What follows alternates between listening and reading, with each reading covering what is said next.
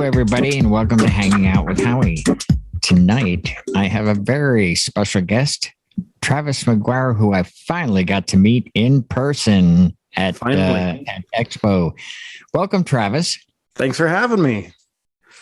So how are things going for you? I see you're very busy. Very busy. So we're getting ready to light the candle for 30 or 28 events in 60 days, which is a heck of a lot for a single op. I've got a little help because I had some overlaps with schedules because of COVID, but other than that, it's really, really, really busy and really rainy right now. We're starting to get the remnants of Ida, so should be interesting. I'm sure you'll hear the sub pump go off a couple times. Yeah, you'll hear mine. Well, you won't hear mine with the way I have this EQ'd, but mine's going off too. It has for a couple of weeks now. It's pretty amazing. So basically, what you're doing with all these events is you're gathering up walnuts for the winter, then, right? Walnuts all day long. So Kentucky is it's a different animal when it comes to DJing. I DJed a little bit up north around Chicago, central Indiana, and then worked my way down here. I like it better down here because of the weather, but we do have a lot of walnuts and acorns and all that good stuff, falling hazards for all time of the year. And the walnuts do become a major problem at a couple of venues. One in particular that I do a lot. I've got 21 weddings there this year alone. And they do mostly just completely outdoor ceremonies. And during the fall, usually around mid-September, early October, these things, and for those who don't know, an acorn is not what a walnut is not what you see in the store. It's got this huge, round, almost baseball-sized shell around the shell, and it weighs about 10 ounces. They're super heavy, and if one knocks you in the head, it'll hurt you. But I actually had one hit my laptop last year and just completely annihilate it. It'll do some damage. That's for sure. Yeah, that harkens back. I made that reference to last week's show when we talked about the elements and we were talking about rain and the sunshine. And you brought up something that I've never heard of is the falling walnut. So I brought that back up. So you're originally from Indiana. Yeah. So believe it, I'm originally from Muncie, Indiana. Brian's originally from Richmond, which is a neighboring town. So he mentioned that in one of his live feeds a few years ago that I was watching on YouTube. And I was like, oh, I wonder where he's from. So I actually typed in where from Indiana are you from? He said Richmond. I'm like, oh, okay, cool. I ride there all the time on my bike because the Cardinal Greenway goes through Muncie and to Richmond. And he said, that bike trail actually goes through his sister's backyard. I was like, well, that's pretty cool. Small world. Yeah. Very interesting. So what type of events do you do? So now I'm pretty much dedicated to only weddings. And that's not necessarily on purpose. Typically by the time prom season rolls around, and I start getting inquiries for proms, I'm booked up with weddings in the months of April and May, usually pretty early. I mean, my April, if you just look at it from a Saturday perspective, my April, May, June, September, and October are already sold out for next year for Saturday. So I just don't get to do the proms very often. I don't do a lot of corporate events. A lot of the larger multi-ops that have been established in the Louisville market for decades have those pretty much wrapped up. But I do, and I did get the very fortunate position to have one particular event that ends up being one of the largest events in the entire city, and that is the Ford Picnic. Very nice. Yeah, so both Ford plants, there's two Ford plants in Louisville. One makes parts and one actually puts together 150s and Focuses, I think. And they bring both of the factories together at Waterfront Park on a Sunday, and they just throw a huge picnic. You can bring your kids and everything. And that's a fun event. About 10,000 people come to that event every year, and I'm the guy rocking the tunes and making the announcements. So it's kind of a nerve-wracking thing, but anymore now I've done it for so many years. It's one event I really look forward to. My wife has to call out bingo numbers. She's not real excited about that, but she makes it happen. So does Michelle help you with events as well, or? Yeah. So Tyler does help me occasionally, and so I've got a very unique setup, as you've probably seen. It's a rolling booth. It's got a TV. It's a TV media booth. Controllers built in, rack on the back, all that good stuff. Well, it doesn't do stairs. And there are a couple of venues that the only way to get into them are a few stairs. So she usually has to come with me on those just to help me get the booth in. It's not that it's super duper heavy, but if the ramp can't extend far enough to get it up the stairs, and we have to physically lift it, which is always fun. Yeah, I really do like your setup. I like that you can have the black look with your speakers or put them covers on. Were they custom made for you, or? Yeah, my mother-in-law is a seamstress. So I came to her with the idea. I was like, hey, look, I got these speakers. I've been looking for them in white, but they're telling me it's going to be like May. At the time I bought them last year, it's going to be May till I get them. But I had an idea. I've always seen the photos of like people covering up their EVs or their traditional top cabinets with the white spandex. And I was never a huge fan of it, but I was like, for a column array, that might actually look pretty good. So I took one of the speakers to her house and I said, here's $60 in white spandex, make it happen. And she made all the cutouts for the ports and the knobs and for the column itself. And when I walked in and saw it like 2 weeks after she had been working on it, I was like, whoa, I was like, great job. And so now I just kind of, if it's a event where I want the all white look, I can do that. But if I don't want the all white look, it's not like I have 4 sets of speakers sitting in the garage. I've only got the 2, so it's multi-versatile. Yeah, I like to operate that way too, where I'm not going to buy 2 sets of something just for a color or because it's battery operated, that sort of thing. It's like one thing that's very versatile. And I must say she is very talented, because I have seen the ones that you can buy for like 12-inch tops, and it looks like, it's bunched up underneath, and tied with and it just kind of looks like a garbage bag on top of your it does. She may have a little cottage industry there. She does such a nice job. Well, so I'm part of a few of the DIY groups, the DJ DIY groups on Facebook, and I ended up posting a photo of the finished product on there.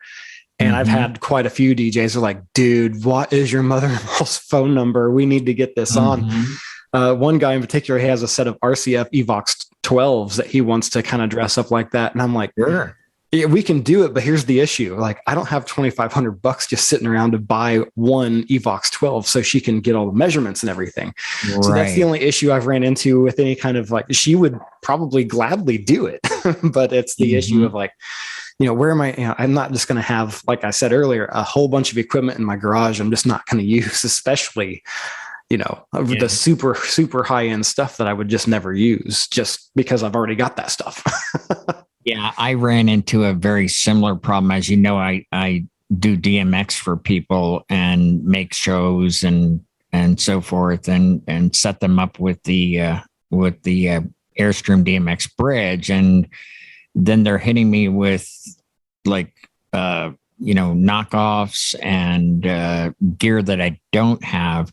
So I find myself doing blind programming, and I'm making several different, like, actually, sometimes hundreds of effects. In other words, if I have the light pointing, I might go, okay, I want 30 degrees, then I want 45, then I want 60 and 90, and so forth, like that, so that they can pick what works for them and where they're, how high their totem is and so forth, like that.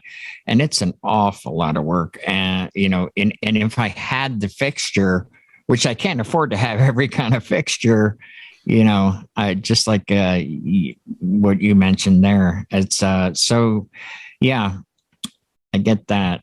So, Travis, I have an off the wall question for you. Is there any event you won't do? Oh, man.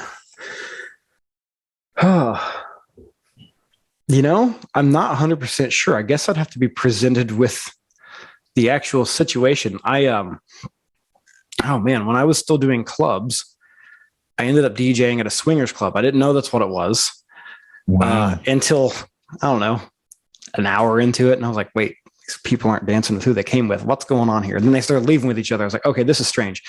But I did it for for almost a year. It was decent money. I mean, no one ever bothered me. I was single at the time anyway. So it was like, I didn't have that conflict of a spouse or a girlfriend in the mix of saying, oh, you can't do that job anymore. I'm uncomfortable with that. But I'm sure if someone came with me with something super off the wall, I would probably think about it. But I've never really been presented with anything that I would say no to, unless it's just something that I can't do.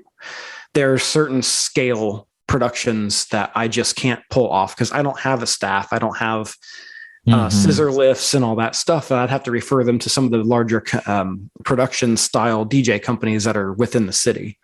Well, you seem to have a very level head. I took to you right away when we finally met, and you're just a very personable guy. And I just wanted to say that I believe with people like you in the industry as the next generation, we're in good hands. I hope so. And I mean that sincerely. So is there anything that you're doing that may help some newcomers? I know you have about 20 years experience, correct? 21 years this October. So Excellent. October 10th, I do believe, is the actual date of my first ever actual gig. I DJ'd my 16th birthday party, and that's kind of what lit the fire. Yeah, 21 years. So you would be a veteran then. So what advice would you give to someone, to Travis at starting in 21 years ago? The first thing is don't give up on it. That to me was the biggest. And I mean, I was in those shoes. I was frustrated. I was in a market that just wasn't particularly good for mobile DJs anyway, which is my hometown. And I was just frustrated because I felt like I wasn't making any leeway. I didn't have the means or the financial means, especially to advertise or market myself. So it was the same 2-3 gigs a year. And I was like, man, this isn't working for me. And I had decided I was going to sell my gear. And I was literally arguing with my mother. She was standing in the way of my door of my bedroom where I kept all my gear. She's like, no, you're not going to do this. This is something that you dreamed and you worked for. I mean, my mom and dad didn't help me a single dime at getting any of my gear when I was young. I got a job at 16. I worked my butt off for all the equipment that I had. So, it was I was at first just bewildered, but I was like, you're not going to let me sell my own equipment that I paid for? Okay. But man, I tell you what, it's the best thing my mom could have done. My wife's going through it with her photography company right now. She's in her first operational year. She's getting, discouraged, and the fact that she's not getting the traffic and the visibility that she wants. I'm like, honey, I mean, I started really deep diving DJing full time about 5-6 years ago. And I'm like, look how long it's taken me to get to this level. I was like, it's a slow meandering process, and you have to, pay your dues, so to speak. But eventually you're going to look back and go, man, you remember when I wasn't able to get gigs? That seems like it was so long ago. And it does. To me, it's like the 5 years previous when I actually started deep diving into this hardcore. I don't remember how to struggle anymore. Well, COVID reminded me, but it reminded us all. Yeah. So yeah, my number one advice is don't give up. If it's something you're truly passionate about, and it's something that you can see yourself doing, especially if you want to do it full time. And even if you don't want to do it full time, don't give up on it. Just keep going. And eventually you'll look back and just laugh at the times that you were discouraged and like, I had nothing to worry about. And that's honestly the best advice I can give to someone that's just starting out is, don't give up, practice and enjoy, as they say, and just keep cranking out the tunes. It'll happen. Excellent. So what are you doing in the way of getting yourself out in front of the public? What sort of advertising? So my Instagram is vital. Instagram is absolutely vital. I probably book about 15 to 20% of my events through Instagram. People will follow me. I'll get tagged by venues and by photographers, and they funnel into the page or the Instagram account that way. And, I'll get a new follower every day. And I'm like, I don't know who this is. And then I'll get an email from my website like 2 minutes later, I'm like, oh, that's the same person. Okay, well, that's cool. So Instagram's been vital. I am on Wedding Wire and The Knot. I'm the top tier listings on both of those.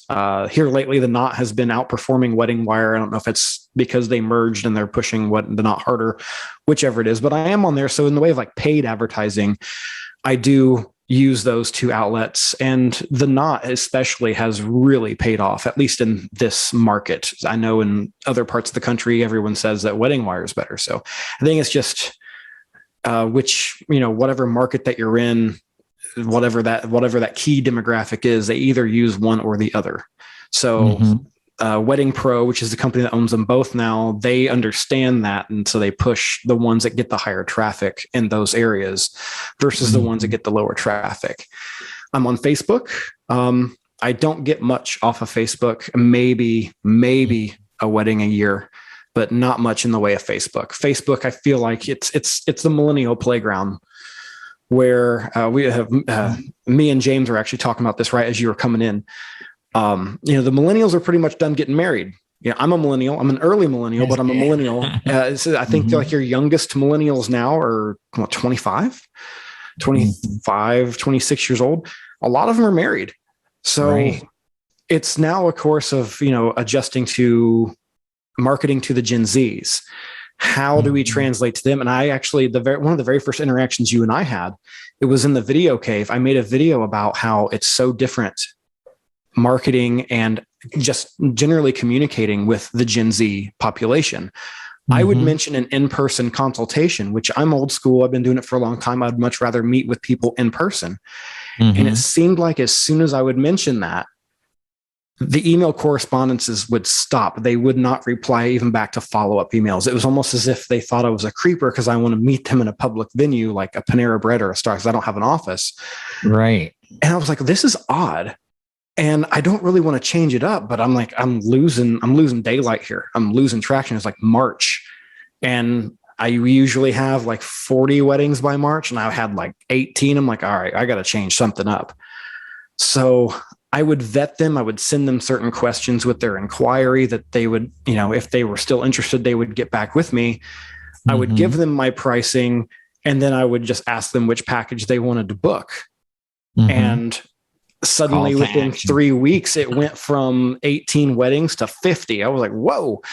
And they were high quality clients. They were high quality clientele because I was vetting them. If someone I felt like I was going to be without a budget, or they gave me what their budget was, and I'm like, I'm a little out of your price range, I would refer them to someone else. But it's a changing, and I still don't like that. I still like meeting with my clients in person, because there are several occasions, and I've learned this the hard way, where I would take the job just to get the job, and it came back to bite me. I would have to deal with all kinds of crazy stuff. I'm like, this is not worth it.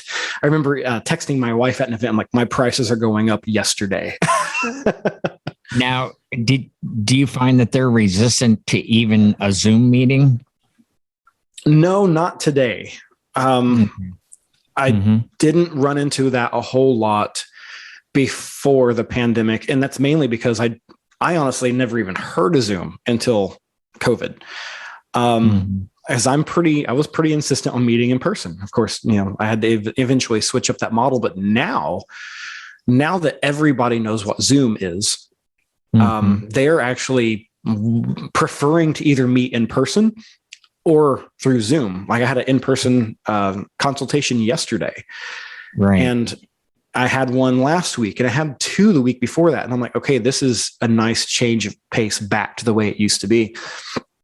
Now, I also do a lot of clients that are out of state, but are getting married here. So a lot of them went to school in either University of Louisville or University of Kentucky in Lexington, which is not far. I'm in a nice geographic location where I'm about 35 minutes to either Lexington or Louisville. So I'm in a nice spot.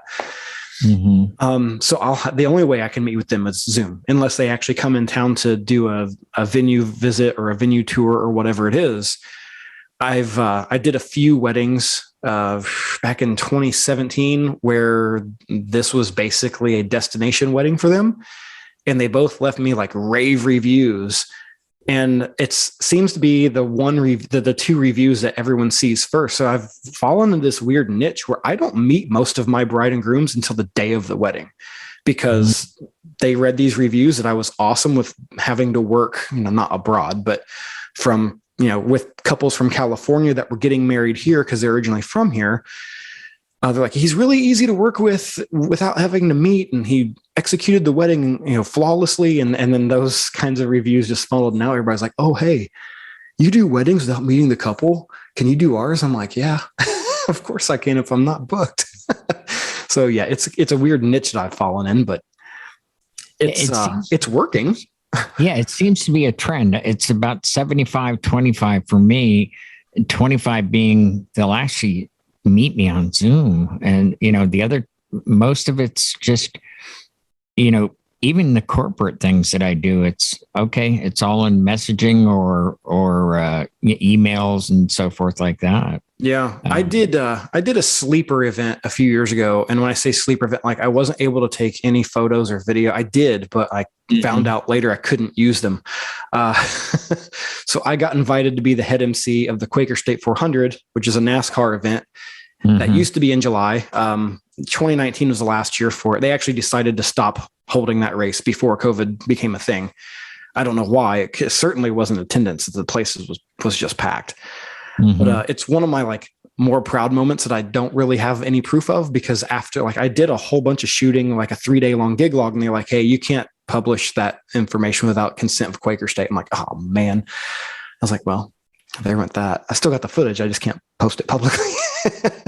I did some famous politicians at a country club here in Jersey, which, it's very near Trump's compound that he has as well. And because these candidates were running for president, they actually stopped me 2 miles at the gate.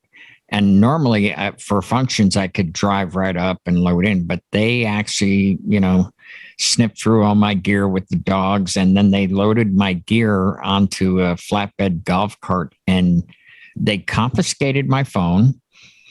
They said the Secret Service did. And I was like, doggone it. That would have been just great advertising.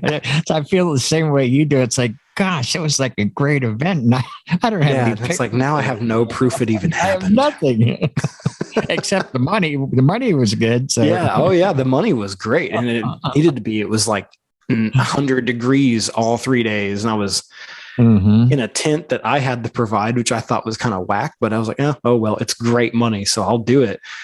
And it was a really fun event. Like I didn't get seen a lot. I was actually behind this mountain of equipment, huge, I think it was like a 32 channel mix. It was huge, biggest mixer I've ever seen in my life. And then they had a video wall, and all the substation stuff for the video wall was behind me. And there was a MacBook powering it that crashed like every 10 seconds because of how hot it was.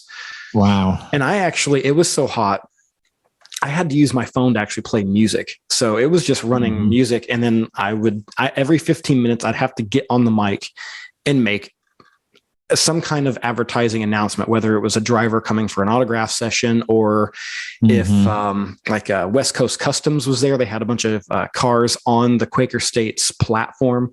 They did a thing called the oil change challenge, where you had to race your buddy to see who could do an oil change the fastest. So I moderated that, and I got everybody involved in that. It was a fun event, but like I said, I have no proof of it. I do, but I can't post it. Dang it. Did you know that you were going to be a radio style DJ going into that? Yeah. So I actually had to, so they contacted me, but I had to send them audition stuff. So I had to prove that I could speak publicly. So I had some grand entrances that I did on film for weddings. And then I had to basically print out a sheet of paper, and it was basically everything I read off the 3 days I was there. And I had to read them off pretty much off the cuff to make sure that I could be handed something, because I also had to, if we had severe weather move in, I had to be the one to make those announcements as well, which I do have a pseudo meteorological background. So I'm kind of used to public speaking in that manner. I used to do the weather reports at my high school. So getting on a mic was never an issue for me. Now, if you ask me to do an oral presentation in front of a class 30 people, I'm like, oh, I don't want to do it.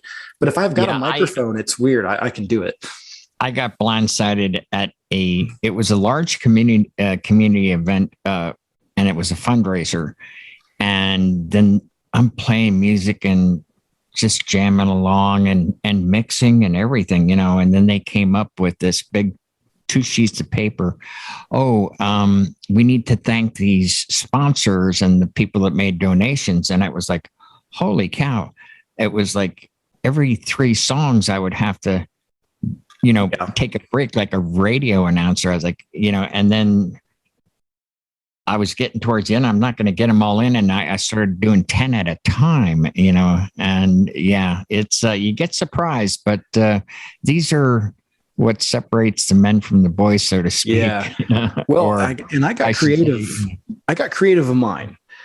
The first day I'm reading these sheets, and the first day I could read whatever line I wanted to, because none of these events were happening until the day of the race, which was Sunday. So I came home that night, got on my microphone, and I recorded each line. And then when I got to the venue, I brought an extra fan. So the first day I used my phone, the last 2 days I actually used my computer, and I had them in my sampler on my pads.